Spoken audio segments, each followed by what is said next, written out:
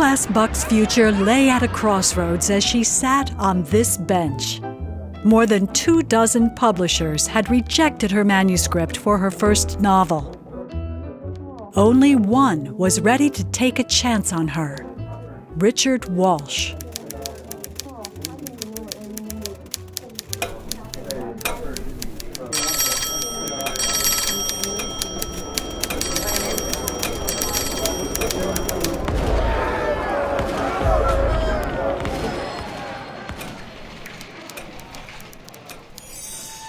Pearl Buck was an American, but she'd grown up in China, the daughter of Presbyterian missionaries.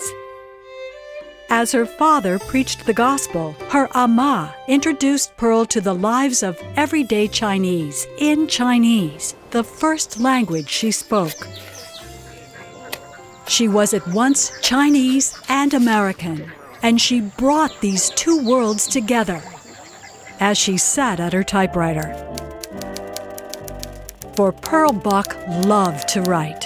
When she was just 6, she published her first essay. She also read the works of Charles Dickens. They inspired her writing style, built on the keen observation of the world around her.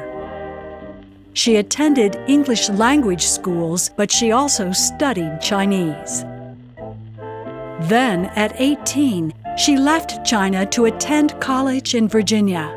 Her blonde hair blended with that of her classmates, but her dress and manner set her apart. She had to adapt, become more American, while holding China close in her heart.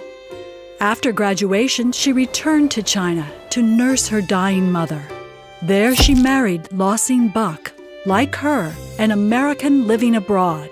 She found joy in teaching, in writing, and in her daughter Carol, born in 1920. But her marriage was difficult. So too was Carol's birth, which left her unable to have more children.